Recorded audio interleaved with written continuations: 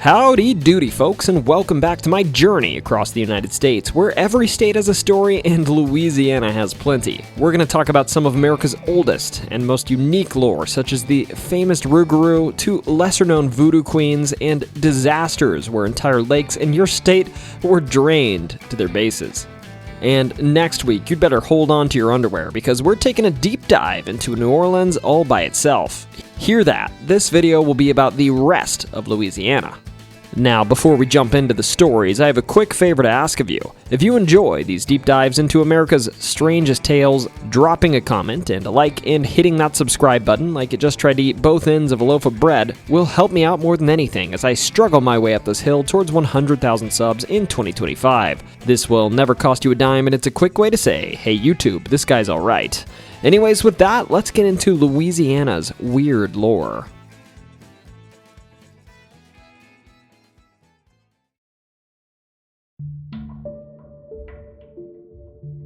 So I said this in my first video on Louisiana, and I'll say it again. I would be downright remiss if I missed what may be among the most famous cryptids in all of North America on our journey through Louisiana, the Roupgarou. Now, I should note, some sources portray the Roupgarou as a simple southern Louisiana reinterpretation of Bigfoot lore, but this interpretation is totally incorrect.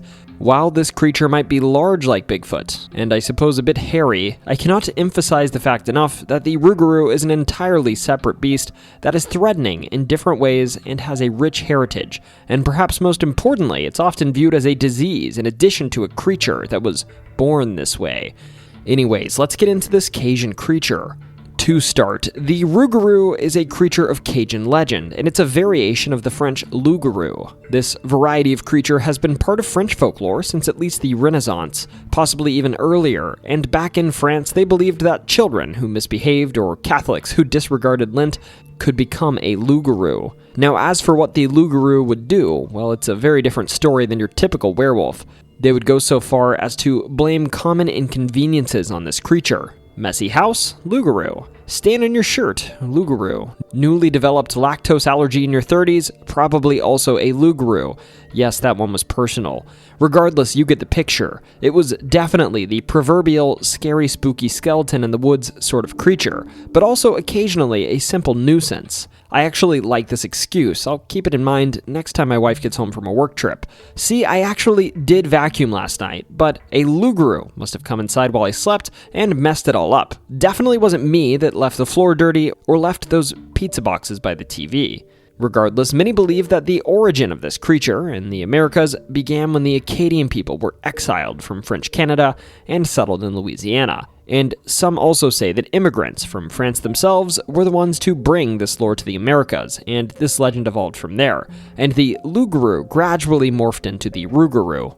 According to Barry Jean Ancelet, a scholar in Cajun folklore and a professor at the University of Louisiana, regardless of where it came from, the tale of the Roupgarou has become deeply embedded in Louisiana's storytelling tradition. And as such, the terms Roupgarou and Loup-garou are sometimes used interchangeably in the region, depending on who's doing the telling. Now, regardless of what you call it, this creature is said to prowl the swamps of Louisiana, and sometimes it's also in the forests and fields beyond them too. Most often, it appears as a human-bodied creature with the head of a dog or wolf. It's eerily similar to the classic werewolf of Europe. Traditionally, the tales of the Roupgarou or Loup-garou were frequently used as a cautionary tool, with authority figures warning misbehaving children that the Roupgarou would come for them if they were mischievous. Also, as I said, some versions were used to keep Catholics in line, so to speak, and these varieties claim that Catholics who neglected Lent for 7 years in a row were liable to perhaps be transformed into this beast. This version of the tale coincides with French Catholic beliefs, which also dictated that breaking religious rules for 7 consecutive years could trigger lycanthropy.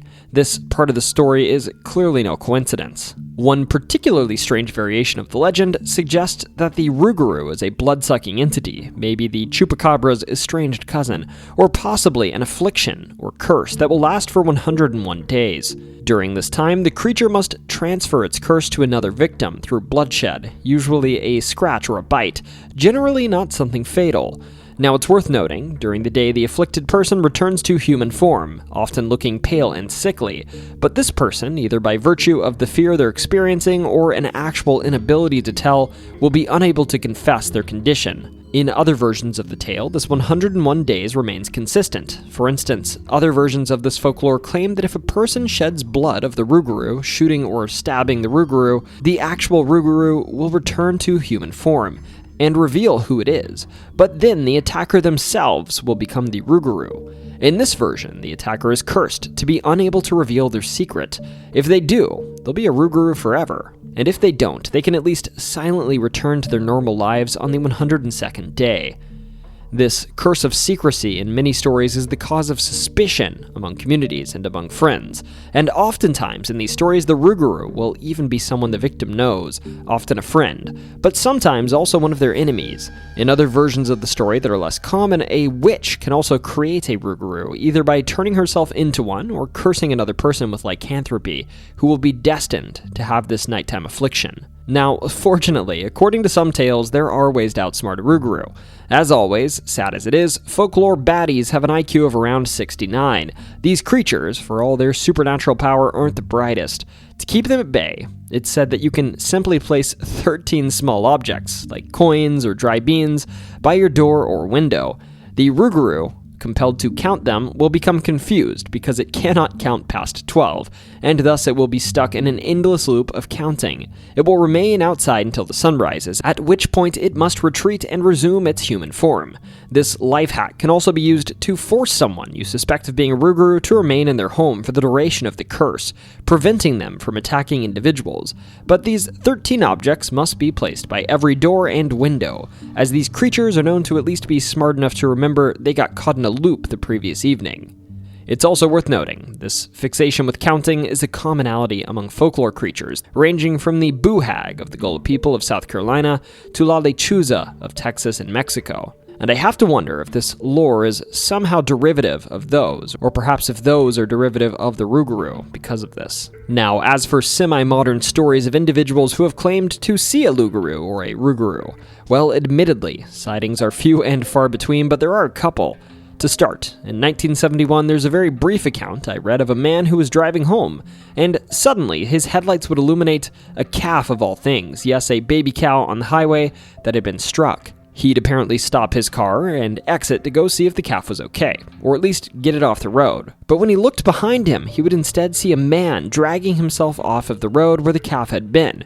It appears, so it's said, that this man was a Roupgarou, or maybe he was wearing a cow print outfit. Who knows? This tale harks back to some rarely cited but very real folklore that suggests that the Roupgarou may be a shapeshifter capable of taking on the form of any animal or various animals to lure in victims, or appear otherwise harmless. Though I should note, many scoff at this version of the lore.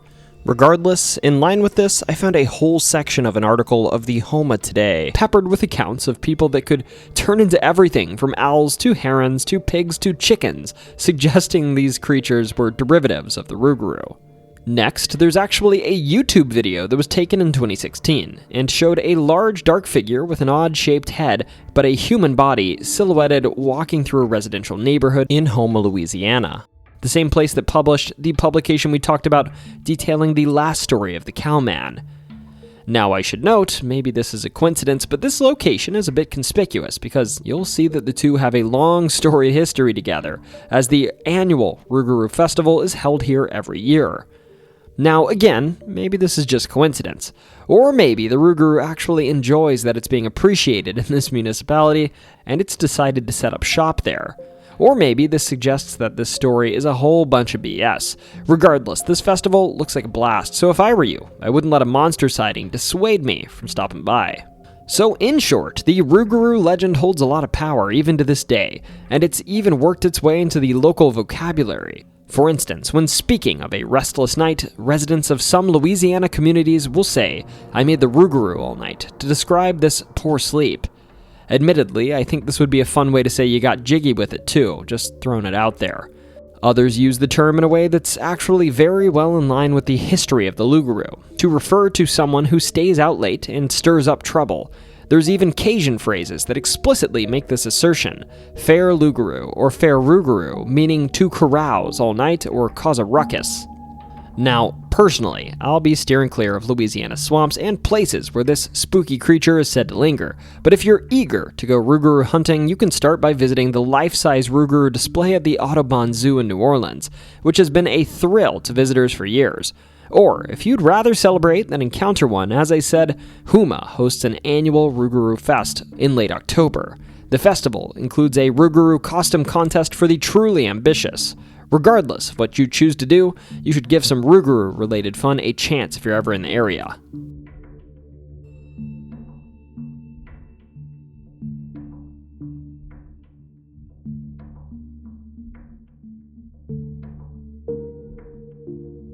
In Lake Peigneur, a brackish lake in southern Louisiana that's about 100 miles west of New Orleans and about 18 miles south of Lafayette, there's a story of a disaster the likes of which I've never before heard.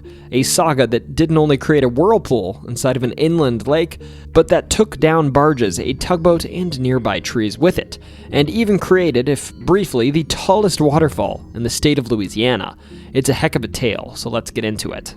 To start, Louisiana has a lot of salt domes, 128 in fact, that have been recognized, but 5 among them in southern Louisiana are known as the Five Islands. These 5 islands are a series of salt domes that rise above the surrounding flat coastal landscape, and these geological formations, Avery Island, Weeks Island, Jefferson Island, Cote Blanche Island, and Belle Isle, were formed by underground salt deposits, pushing up through sediment layers over millions of years. Jefferson Island is the northernmost of these 5 significant salt domes and sits directly beside Lake Peigneur. From 1919, this salt dome was commercially mined, and at this point it was owned by the Diamond Salt Company.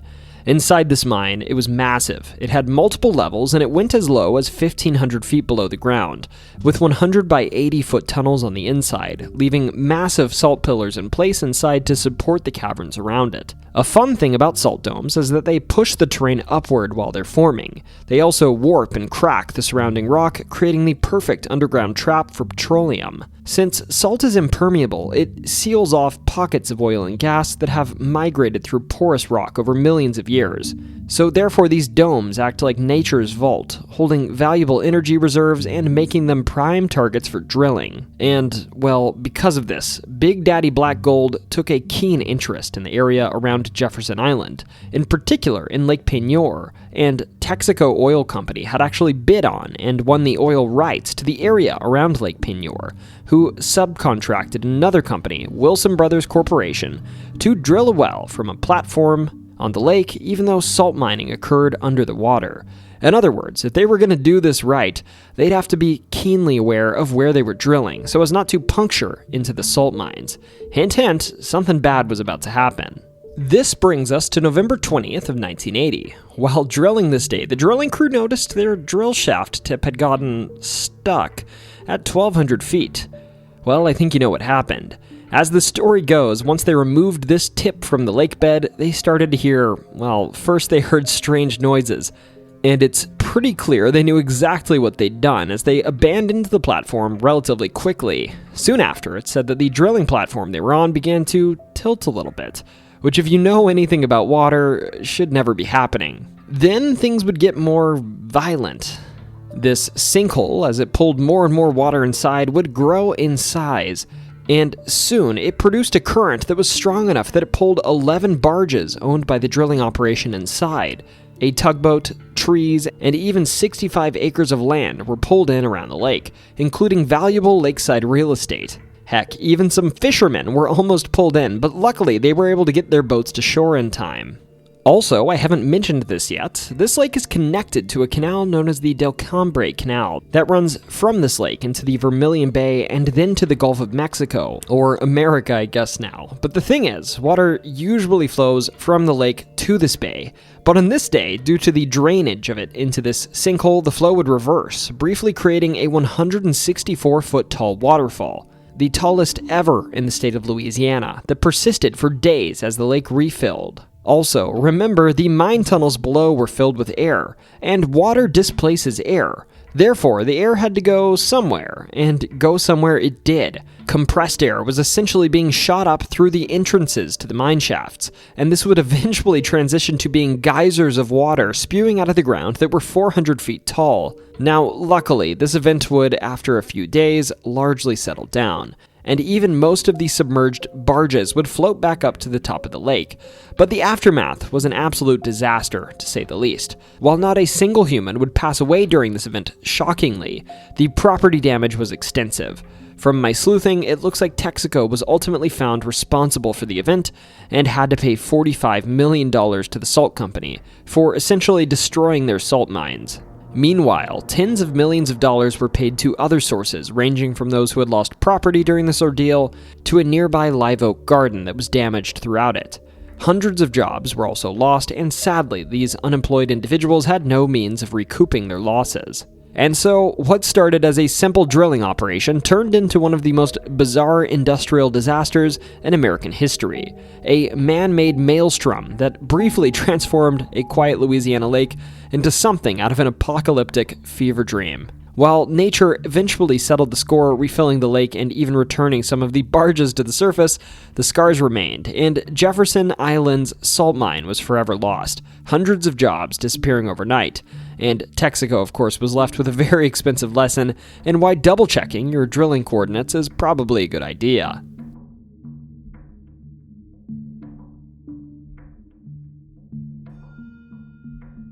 Now, if you follow this channel, you know I've got quite the affinity for every state's favorite local Bigfoot or Sasquatch variant, and the Honey Island Swamp Monster, a creature that sometimes goes by the Louisiana Boogie, which sounds like a hell of a dance, is yours, Louisiana. To start, before we jump into what this creature is though, let's talk a bit about its namesake, the Honey Island Swamp.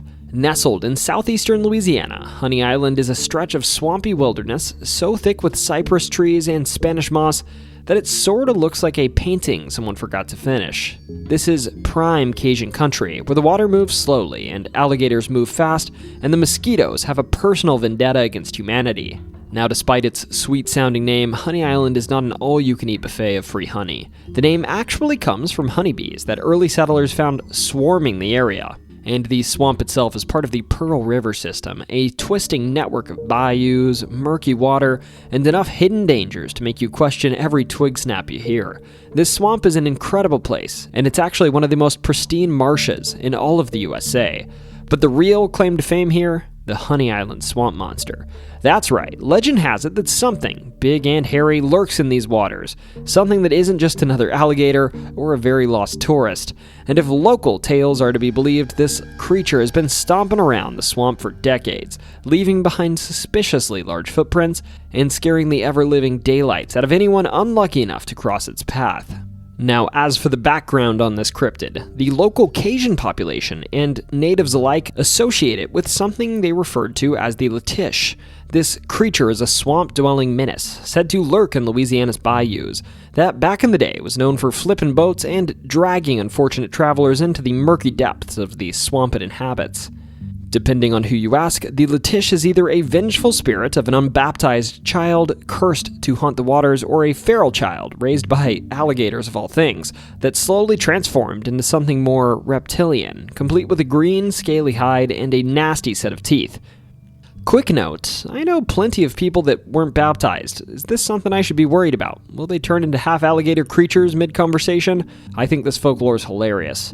Regardless, in modern day, it seems the Latish is less scary, though it's still known for scratching at the bottoms of boats before capsizing them, making it the bayou's answer to Jaws, except you won't hear the ominous theme music before it strikes. Now, regarding the Latish, little is known about how to fend off these folklore creatures, so while I usually tell you how to defend yourselves against one in the traditional way, I guess you'll just have to rely on boomsticks and bowie knives in this instance. Others say the Honey Island Swamp Monster may be, get this, the offspring of an alligator and a chimpanzee that met after a fateful circus train crash near the Pearl River. Man, I don't want to picture that romance, not for a second. Regardless, getting into the actual Honey Island Swamp Monster's history, the first reported sighting of this creature was in 1963, and it involved an ex-air traffic controller and pilot who was deep in the Honey Island Swamp looking for camping and hunting spots. And when I say he was deep, I mean deep deep, like a good half day of maneuvering just to get into it, by boat and by foot, no cars. In this account, this individual named Harlan Ford and his friend were heading to this extra secluded spot, and lucky for them, they were hunters, so they were armed to the tooth. But as they made their way through this wilderness, they walked upon a big creature that was actually kneeled on all fours, consuming some other animal. At first, they thought it was a big cat, but that was until it stood up on two legs. And then, with intelligence almost, it looked at the two hunters and their firearms and decided to retreat into the forest. According to their original description, this creature was about 7 feet tall with gray hair all over its body and the terrible skunk-like smell so often associated with these creatures. This would all be recounted later in a letter that Ford would write. That being said, there was more to this tale. Like many who see old size 19, Ford became somewhat obsessed with seeing him again, and furthermore, with proving to the world that he existed. And in this pursuit, he would continue to trudge deeper and deeper into the Honey Island swamp. Now, while Ford was alive, all he'd ever find were large footprints, which he made plaster casts of, displaying 3 large webbed footprints that he shared with the LSU College of Agriculture. But sadly, Ford would end up passing away, and that would be that, right? Well, not quite. Upon his passing, Ford's granddaughter, Dana Holyfield, would continue researching the swamp monster, and was actually, after he passed away, going through her grandpa's belongings when she stumbled upon a roll of 8mm film labeled Honey Island Swamp Monster. When she turned it on, it yielded an incredible video. This was shot from a tree blind, and the video shows a clear bipedal creature walking through the Honey Island swamp. On this old, low-quality film, its identity is obscured, but it's clear that, in the distance, something two-legged is walking through the thick woods. Of course, just what this was will remain a mystery. My understanding is that this film was shot in the 1970s, and that the casts were taken around this time too. Beyond this, I can't really find any substantiated claims of this creature's whereabouts, but there is plenty of eyewitness testimony that you'll find floating around. Regardless, now's the time when I ask you, have you seen this creature? Maybe you've seen something trudging through this swamp or heard strange noises from it? If you have, you know where to tell me.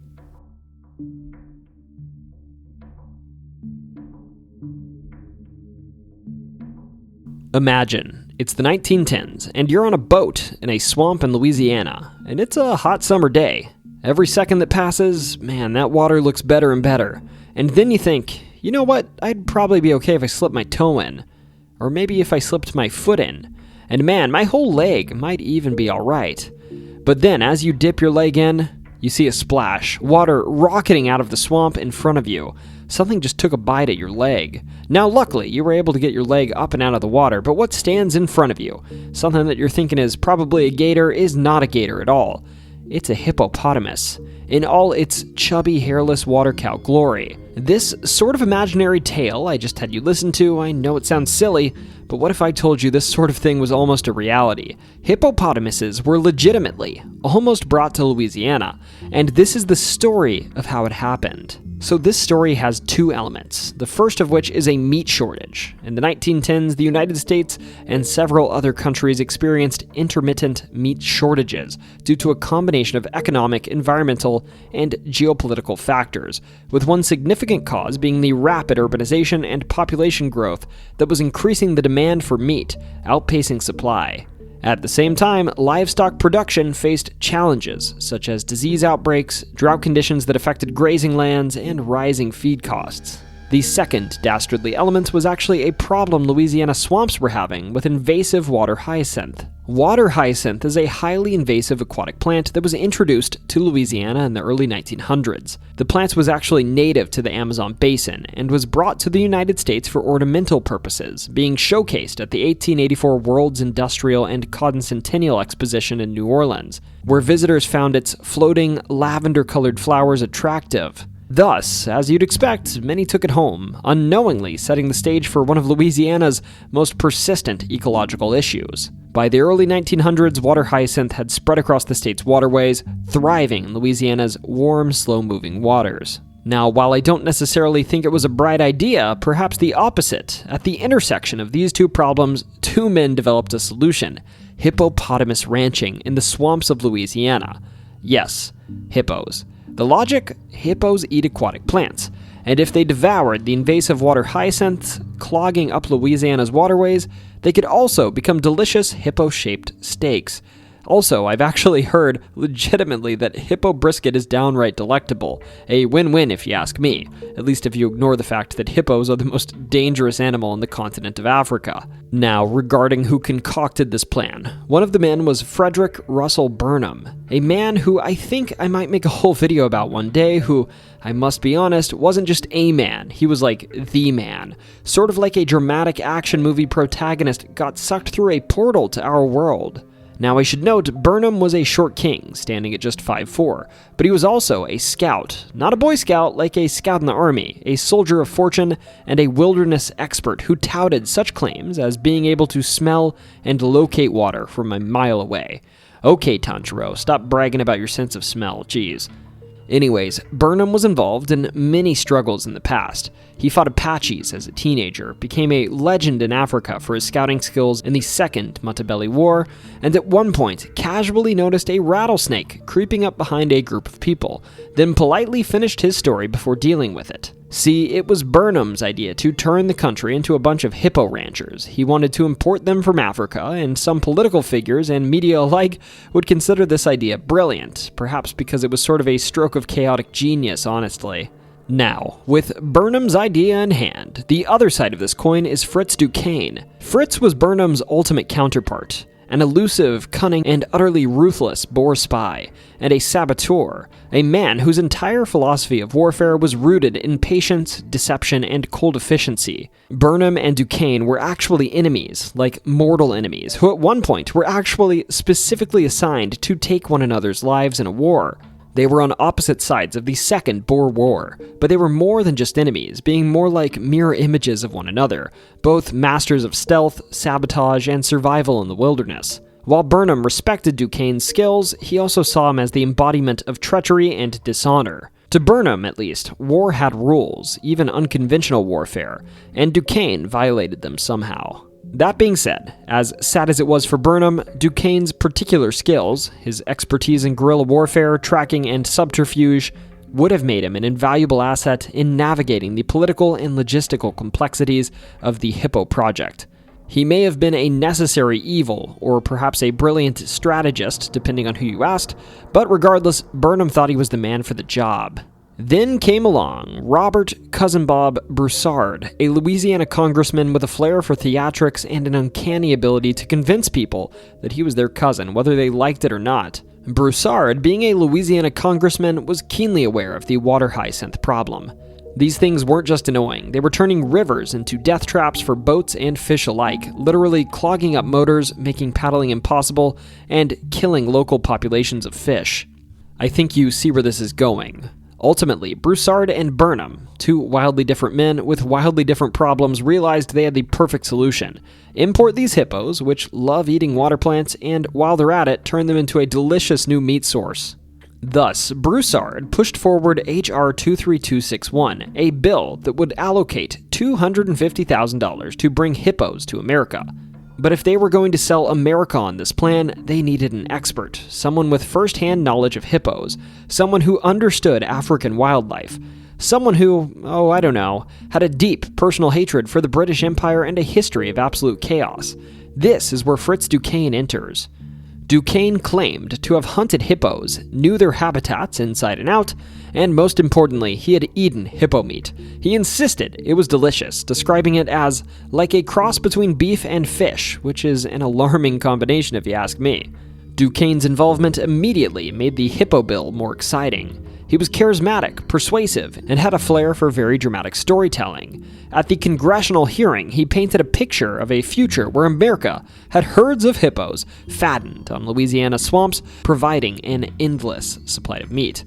He made it sound inevitable, like why hadn't we done this already? Also, alongside Duquesne was another eccentric character, W.N. Irwin, a government researcher with extremely strong opinions on pretty much everything.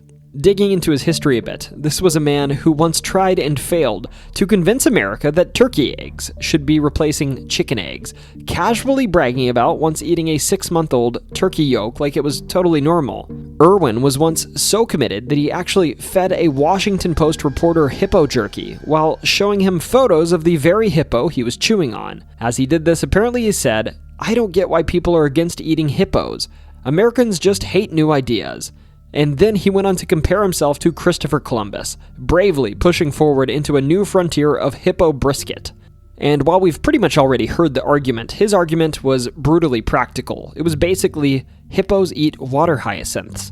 Louisiana desperately needs something to eat water hyacinths. Hippos are edible. Therefore, hippos were the future. With this strange group set, Irwin, Burnham, Broussard, and the absolute chaos that was Fritz Duquesne, the hippo meat plan had real momentum. The bill was debated in Congress, covered in newspapers, and actually almost passed. But in the end, it was kind of doomed to fail as a product of everything from politics to public perception. As for who opposed this plan, to start, the meat lobby was not a fan. Cattle ranchers didn't want massive African river beasts to come and screw up their industry. And ultimately, this hippo ranching idea would have indeed been a direct competitor to the beef industry. As it is today, the beef lobby was deeply embedded in Congress, and thus the feds had already spent a ton of money expanding cattle grazing, regulating beef safety, and subsidizing pork production. Thus, a gamble like hippos involved a lot of immediate risk. Additionally, it turns out even in 1910, Congress was dealing with more pressing matters. There were actual wars, labor disputes, and economic concerns ongoing that made a proposal about hippopotamus meat seem kind of less urgent. Also, while newspaper coverage was at first serious, it slowly turned this hippo bill into a joke. Headlines got snarkier, and public reaction wavered between curiosity and outright mockery, and the bill would lose momentum. Finally, as much as folks tried to bill hippos as lake cows during this whole ordeal, people in the early 20th century were well aware of how dangerous these things were, and that having them in our waterways was kind of a bad move. Hippos, as we know, are famously aggressive, territorial, and strong enough to bite through boats in some cases, and thus there were serious questions about how they'd be contained and how they would behave in their new environments, and whether Louisiana rivers would simply become a new kind of hazard, one filled with giant angry amphibious death cows instead of water hyacinth. In short, while America had spent centuries dealing with wild cattle, feral hogs, and rogue alligators, the idea of throwing hippos into the mix made even the most adventurous ranchers hesitant. So in the midst of this frankly metal but realistically mid idea, Congress did what it does best, and let itself get distracted, moving on to more pressing contemporary issues. But regardless, this saga has been left behind for us in memory, so that one day we could smile at the fact that there was probably a reality where Louisiana swamps were filled with not just gators, but with adorable little lake cows who could trample you and snap you in half with even more vigor than the gators could rip you apart.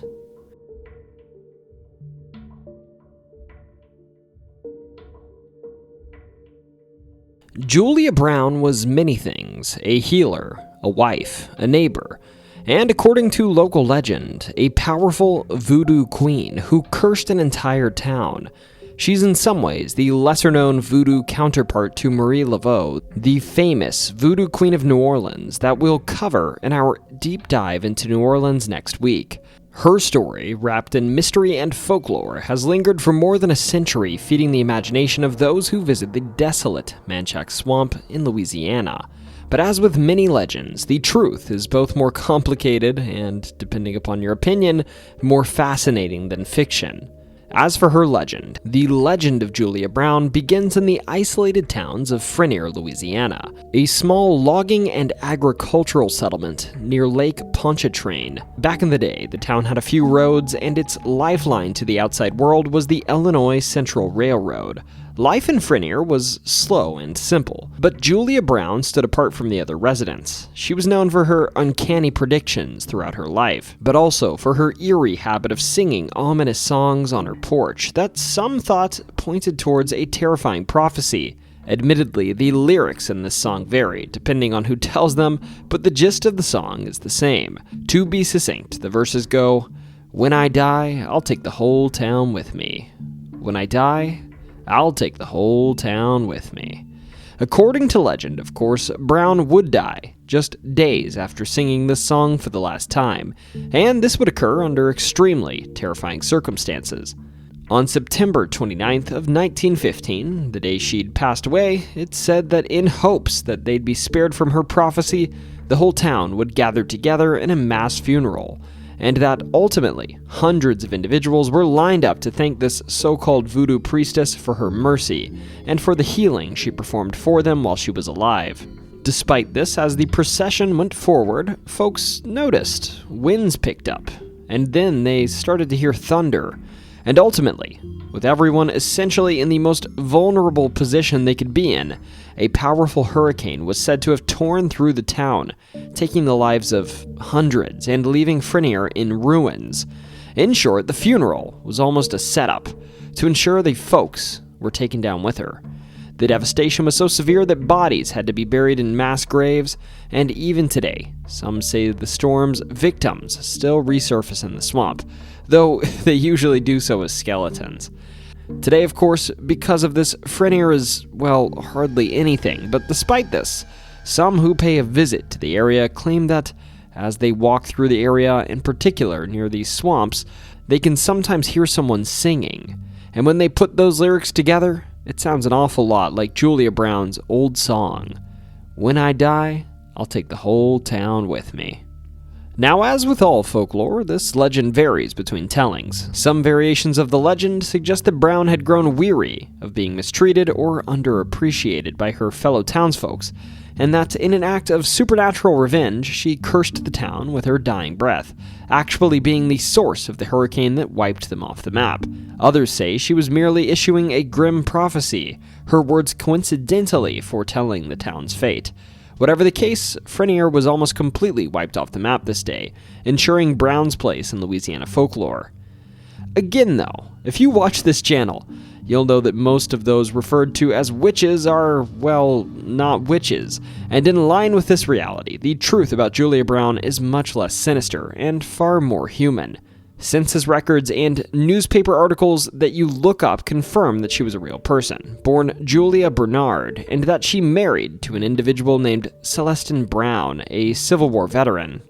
She did live in Peigneur, but her life was not actually spent as a feared voodoo queen, but as a respected community member. Some accounts describe her as a traiteuse, a Creole or Cajun name for a healer, who practices some sort of faith healing, an art that's often passed down across generations, using traditional remedies to aid the sick. So, given the reality of her life was hardly menacing, and her stature in the community wasn't negative, how did she become this legendary figure? Well, like many women who engaged in spiritual practices throughout history, Julia Brown's identity was reshaped by folklore, turning her from a simple healer into a mystical, otherworldly presence. She also lived among German immigrants in a town known for its cabbage farming and sauerkraut exports, not for dark magic. So perhaps this made her stand out among her peers to outsiders, causing rumors to spread. Regardless, her so-called voodoo was likely no more than herbal remedies and spiritual practices common among folk healers of the time. My impression is that she wasn't engaging in anything that could really be interpreted as black magic. As for her alleged curse, there is no evidence that Julia Brown intentionally prophesied doom or wielded supernatural powers over any storm, though the storm was very real. Historically speaking, you'll find the 1915 hurricane was a well-documented natural disaster, known today as the 1915 New Orleans hurricane. It was a powerful Category 4 storm that made landfall near Grand Isle, Louisiana, with winds exceeding 130 miles per hour and a storm surge that flooded towns, destroying the Illinois Central Railroad depot, and it left thousands homeless. The hurricane was so fierce that it actually claimed more than 275 individuals across Louisiana and Mississippi, not just in Peigneur. What the lore does get right, however, is that the storm probably hit the same day that Julia passed away. For instance, the Times-Picayune confirms that the hurricane did in fact hit the region on the same day Julia Brown passed away, and this does add some eerie level of credibility to the legend. However, there's no historical record of a mass funeral disrupted by the storm, and certainly nothing suggesting they were downright positioned to be taken out by it. Survivors, including Helen Schlosser-Berg, would recount how the town had been aware of an approaching hurricane, but underestimated its severity and time of arrival. So that's probably the more likely culprit for the wide-ranging destruction caused by this storm. Also, most people were recorded to have been indoors, seeking shelter when the storm hit. Despite the lack of evidence pointing towards the story of Julia being one of a true voodoo priestess, the legend of Julia Brown persists to this day. Perhaps it's because Peigneur itself no longer exists, swallowed by time and nature, leaving nothing but ghosts in the minds of those that pass through the area. Also, the railroad track that once connected the town to the rest of the world still runs through the swamp, leaving behind a lonely relic of a vanished community. In short, I enjoy this story of Julia. She's a symbol of how folklore twists reality, especially when it comes to women engaged in spiritual practices. But the reality is the real Julia Brown was not a vengeful person, but a woman who lived, helped, and, like everyone else, faced hardships over time. The hurricane that destroyed Peigneur was not her doing, but the eerie coincidence of her death and the storm's timing ensured that her name would live on. Regardless, today if you visit the Manchac Swamp, it's said that you might hear the wind whispering through the cypress trees, playing tricks on your ears. And if you listen closely, you might just imagine the soft strains of an old woman singing on her porch, saying, "When I die, I'll take the whole town with me." Good night, Julia Brown. Rest well.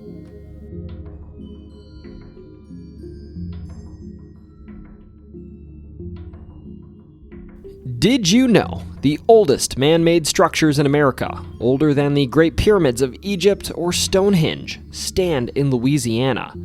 To find these incredible features, you need look no further than Baton Rouge. And believe it or not, on the campus of Louisiana State University and here in plain view, just a few hundred feet from the Tiger Stadium, you'll find them. Now, these man-made structures aren't anything extremely dramatic. They aren't statues of ancient gods or poneglyphs telling the truths of the void century. No, rather, they are ancient Native American mounds that rise up about 20 feet above the surrounding area, and are thought to be remnants of a complex and deeply significant tradition among ancient indigenous peoples, dating back at least 11,000 years. The LSU campus mounds are part of a vast network of over 800 similar man-made earthworks found throughout Louisiana. They're built up layer by layer, and these structures were constructed with a purpose. The discovery of layers of ash and microscopic burned mammal bone fragments suggest that these mounds played a ceremonial role. The fires that burned on these sites weren't for daily cooking. They were likely parts of rituals, perhaps to honor ancestors, mark significant celestial events, or serve as a gathering place for community. The true nature of these ceremonies remains unknown, but they were evidently important enough to continue for thousands of years. The alignment of the mounds offers another clue into their builders' advanced understanding of the natural world. The two mounds are positioned so that their crests align with the rising of Arcturus, one of the brightest stars in the night sky, as it would have appeared 6,000 years ago. This careful orientation suggests that the builders incorporated astronomical knowledge into their construction, possibly tying their ceremonies to seasonal or celestial events. However, these mounds were not continuously used. Around 8,200 years ago, a dramatic climate event caused temperatures to drop significantly. During this period, Mound B, the older of the two mounds, was abandoned for about 1,000 years. Eventually, the indigenous people returned, constructed a second mound, which is referred to now as Mound A, and continued the building process, ultimately completing both structures around 6,000 years ago. As for what they're made of, the soil composition of Mound A, which is taken from what was once a nearby estuary near Tiger Stadium, makes it structurally less stable than Mound B, leading to modern preservation efforts to protect these fragile sites. There's a joke here about the inconsistency of SEC football programs, I think, too. Today, these mounds stand as silent witnesses to thousands of years of history, culture, and environmental change. While many other mounds across Louisiana have been lost to time and development, the LSU campus mounds remain protected and recognized on the National Register of Historic Places. Their existence challenges our understanding of early North American societies, demonstrating that long before cities rose and modern technology took hold, indigenous peoples in what is now Louisiana were building, observing the stars, and engaging in traditions that shaped their world. Heck, even before the ancient Egyptians.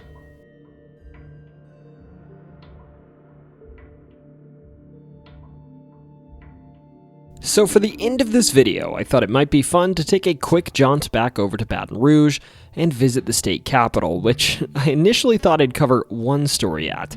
But then I realized there's a wealth of ridiculousness that calls your state's centerpiece home. To start though, let's briefly chat about the history of the modern-day state capitol. The Louisiana State Capitol was completed in 1932, following its construction that began in 1929, taking just over 3 years to finish. At the time, if you can believe it, it was the tallest state capitol building in the United States, standing at about 450 feet tall. Before the modern-day Louisiana State Capitol was constructed, the state's legislature met in the old Louisiana State Capitol Building, which was also in Baton Rouge. By most accounts, that building was much smaller and less impressive, with some limitations in terms of space, and it wasn't very modern. And thus, the decision to build a new capitol was motivated by the desire for a more grandiose symbol of power and assertion of authority. In the early 20th century, Louisiana, like many other states, was becoming more urbanized and politically complex.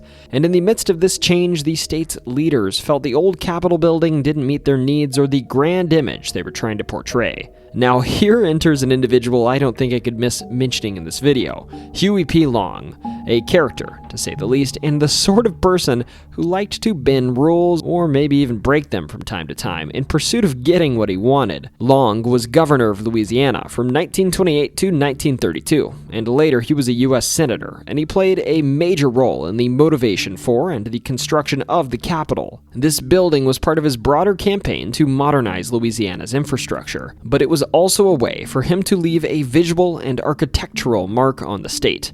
That being said, this move wasn't necessarily uncontroversial. Throughout the Capitol's construction, there were allegations that he used public funds and political leverage to secure the Capitol's construction, and he designed it in ways that benefited his personal and political interests. Despite the controversy, the building remains a testament to his political legacy to this day. Now, I should be clear here. Huey, if you can't already tell, was a character. I could probably make an entire video devoted to describing the incredibly wild saga that was his life, political career, and legacy. And thus, I think it's only fair we begin this discussion of hilarious lore in the State House by talking about how some say Huey fixed, or at least tried to fix, the flow of the Louisiana political landscape. To start, in modern day you'll find switches, not only on the desks of those in the chamber, but also on the governor's desk in the Louisiana State Capitol.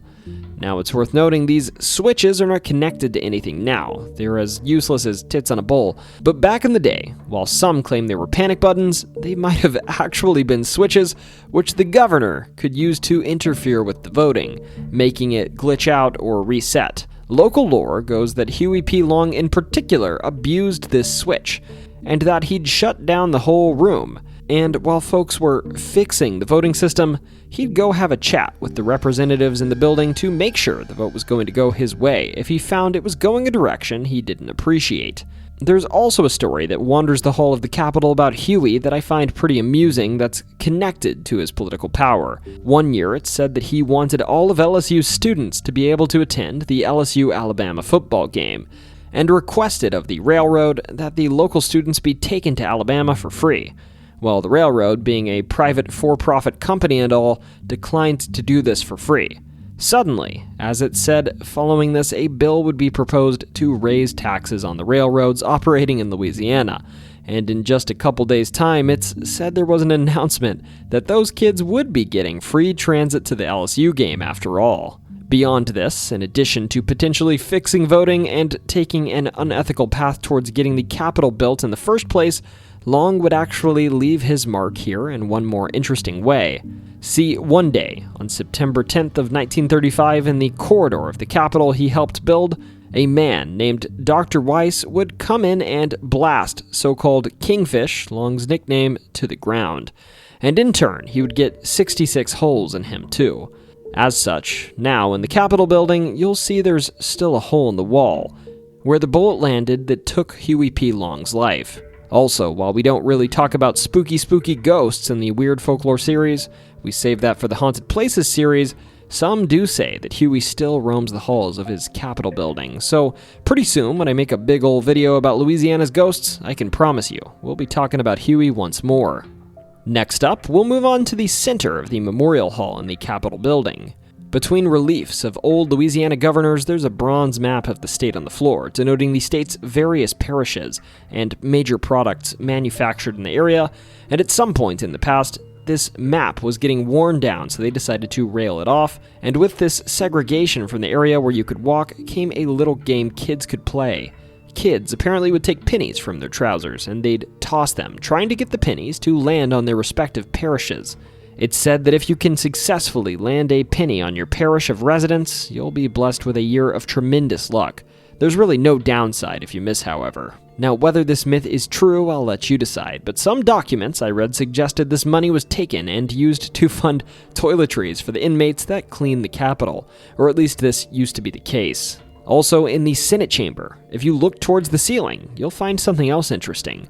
There's a pencil, or maybe a bit of wood, lodged into the ceiling. Now, I know this was a game we all played back in high school. I used to rail pencils at the ceiling and see if I could get one to stay in that corkboard. I wasn't much of the coordinated type though, so I never could. Regardless, that's not what this pencil comes from. This pencil in the ceiling harks back to an old labor dispute in the 1970s over right-to-work laws, during which some mad lad put an explosive in the Senate chamber and made it go boom, launching objects all over the place, including this pencil, which became permanently embedded in the ceiling. Now, luckily, I should note this occurred on a Sunday, so nobody ended up getting hurt. But to this day, it remains in the ceiling as a reminder of these events, and the perpetrator was never captured and tried for this pretty crazy crime. Beyond this, in both chambers of the Capitol, there's a tradition that almost reminds me of fraternity hazing. My sleuthing yielded that whenever a new member of the chamber goes to present their first bill, it's tradition that they be harassed in ways that are completely irrelevant to the policy at hand by individuals of all political leanings, all while wearing an extremely showy sign around their neck that's all shiny and glittery saying, "This is my first bill." And as for the votes, every single member of the chamber, including the person presenting the bill, must vote no.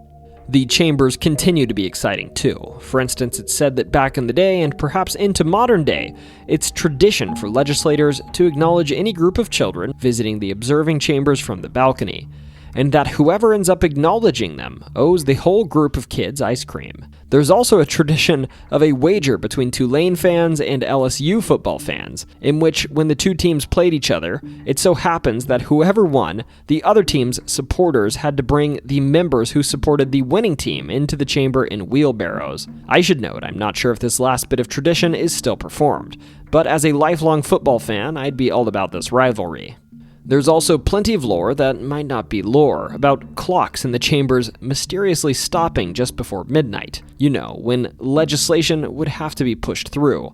From my research, it appears that some of this stoppage was historically elicited by physical force, such as a shoe being thrown at a clock to break it. But there's also lore about folks unplugging electrical clocks before midnight, as well as whatever electronics were recording and documenting activity on the Senate floor, and making sure that legislation went through by midnight. I'm saying midnight in air quotes here. Apparently, nobody actually saw or officially acknowledged that this happens, but I've seen whispers that on occasion, some chamber members will disappear for a bit. Clocks will mysteriously stop, and then suddenly, as things were wrapped up, the clocks would strike midnight for real. Finally, there's a bit of lore surrounding horses in the Capitol. Apparently back in the day, one governor, Jimmy David, on the last day of session would actually ride his horse up the steps of the Capitol and bring him inside of the building and into his office. This being said, there may be a joke in here about this being the first time a horse had been in the building, but not the first time a horse's ass had been in the building. Gotta love a good political jab, huh? Also, to wrap this up, I know I already said finally, but there's one more tradition here. At the end of legislative sessions, which used to close at midnight, journalists would celebrate by popping champagne bottles. As you know, when you pop champagne, those corks go flying. And as the story goes, the tradition is to make them fly in the direction of the nearby statue of Huey P. Long, though from what I've read, they rarely hit him. Anyways, I don't think in my research for this series I've come across such a ridiculous set of stories tied to a state capital, so I thought this would be a fun addition in this video.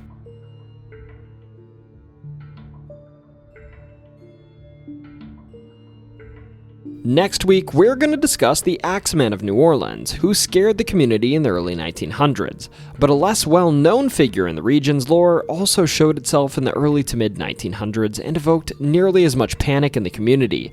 This is the story of the Devil Man of Algiers, a figure that haunted the region in 1938. In September of 1938, Algiers, just across the Mississippi River from New Orleans, found itself at the mercy of a bizarre trickster, who was at the time self-described as the Devil Man. This figure wasn't content with simple scares, he was a spectacle.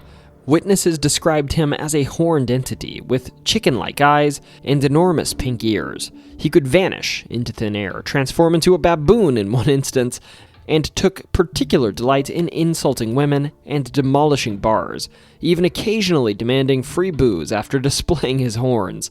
Honestly, let's be frank, in my eyes, he sounds like your average unruly Bourbon Street tourist, just with better escape tactics. Regardless, his antics were so disruptive that he became the talk of the town and the target of a baffled police force. One of the most infamous encounters, and perhaps the first encounter ever with this Devil Man, occurred when a husband and wife were out on the roads of Algiers late at night, returning home from a dance in their car. At the side of the road this night, they apparently saw some sort of man, they supposed. They'd slow down and see what he wanted, as he was beckoning them. And as you might expect, this stranger would ask them for a ride, a request the couple would refuse, and they'd drive off into the sunset assuming they'd never see this man again. Of course, their refusal did not deter him. As they drove on, the same man reappeared. Not once, not twice, but 3 more times. Each time after they'd gotten miles down the road, as if this man was capable of outrunning a car, which he clearly was given he was achieving this. Finally, during the third encounter, the hitchhiking man would actually reveal his true form as a demonic, horned entity galloping alongside their car on horseback. In this moment, the supposed Devil Man of Algiers was born. Of course, tales of this Devil Man would spread far and wide after this, and it seemed the locals were succumbing to devil mania, as they put it. It started when the couple from the saga in the car we mentioned told their neighbors, and these neighbors would of course tell the police, who strangely took these claims of demonic entities very seriously, and went on to search for whatever this beast was. Law enforcement actually claimed they stumbled upon this man, but each time his crazy abilities allowed him to easily escape the police, either outright disappearing or deflecting bullets before picking them back up and handing them back with his hairy hands. The Devil Man was even noted to go out of his way to insult African American women in the streets of Algiers. Of course, the only arrest made in lieu of these tales of a Devil Man was an African-American man named Clark Carlton, who may have had some variety of mental health crisis going on. This man didn't necessarily refute that he was something akin to a devil man, rather actually claiming that not only was he from Arkansas, but that he had been sent to this latitude specifically by a god he referred to as King Zulu, not the one from Mardi Gras, but rather some subordinate or follower of Neptune. Yeah, the god of the sea. He would then say that while he wasn't exactly the devil, he was greater than him. Now, lucky for Carlton, his arrest would be intercepted by a man named George Horrell, the owner of the local Paradise Inn, who would actually take him into his inn, feed him, and talk to him. He was largely just trying to substantiate Carlton's claims, and while George was intervening in this situation, well, something interesting happened. Some children started to pester Carlton for his strange looks.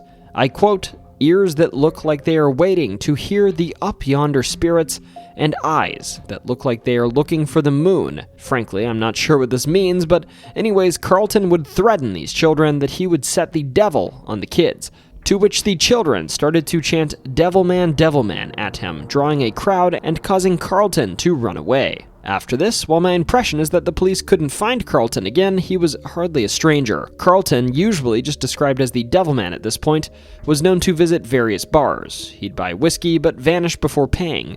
He'd also apparently sometimes, as I hinted at earlier, show his horns to bar owners, which would prompt them to generously allow him to drink for free. Funny enough, all of this devil mania ended up being really good for business, as my understanding is so-called monster hunters started showing up to bars where the Devil Man had been seen drinking, and then they would subsequently just drink themselves silly while they waited for him to reappear. Also, I should be honest, I couldn't find exactly how, but at one point, Carlton did end up arrested, and this saga is pretty interesting because despite clearly being jailed on the night of September 13th of 1938, there were over 200 reports of the supposed Devil Man being cited, where this Devil Man was just doing his thing, entering bars and forcing them to give him drinks. There was even a report of him dancing in the Big Apple, a bar frequented by African American residents on South Rampart Street. Following this saga, strangely, Carlton continued to claim he was the Devil Man, stating, "I came from the hills of Arkansas on September 6th of 1938. I walked under the stars and Neptune guided me through the darkness of the night. I reached Port Allen, Louisiana, and from there, I rode the ferry into Baton Rouge. Then I came to New Orleans, still under the guidance of Neptune, and probably one of his assistant stars. I stopped at the Page Hotel. I came to New Orleans as the sun came down in the skies. Yes, they got me in jail, but it's my spirit that is haunting the people because I have not been treated right by the police. That's why I'm going to keep on troubling them. If I wanted to, I could get out of sight right now. I could disappear away from you all." And further, he went on to state, "You want to know how I got my powers? Well, Neptune came to me in the form of a fishhook in June and May of 1937. I was reading my Bible at the time. Oh yes, I'm a Baptist man, but I believe in the divine too. Neptune told me to walk straight ahead, that I would find two-headed man stranded on a rock. I found him, but he disappeared. Then I knew I had the power. I went to 4th grade in school. I ain't no amnesia victim, but I don't remember anything about my people or anything else about myself. Tonight, I'm going to divide myself with Neptune, and maybe, when you come back, I will be able to tell you more. But please tell everybody, I'm not going to hurt anyone. My spirit is just passing through New Orleans and Algiers like a bird because I have been mistreated by the police." Now, following this, things got a little quieter. There was the occasional near riot caused by people shouting "Devil Man" here and there, but nothing really dramatic, and as far as I can tell, this whole saga concluded with one very loud but very scary event being whispered through the community, that there was a devil baby born with horns on his head somewhere in the community, something we'll talk about more next week. This rumor apparently sent quiet panic through the community that the devil had finally gotten him, but then all went quiet, and the story of the Devil Man was no more.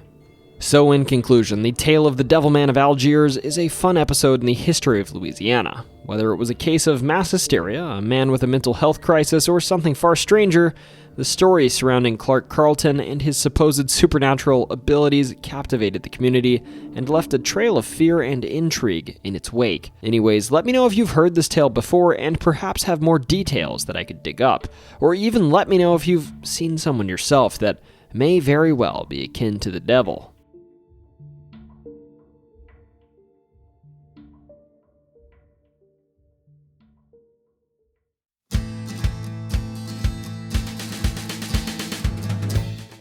Louisiana, I had a heck of a time here with you, and frankly, it's just fun exploring the Southeast, my home region of the USA.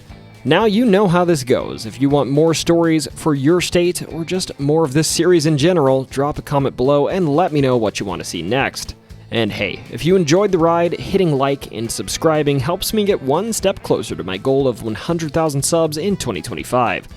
Seriously, it's free, it's quick, and it lets YouTube know that this is the kind of content you'd like to see more of.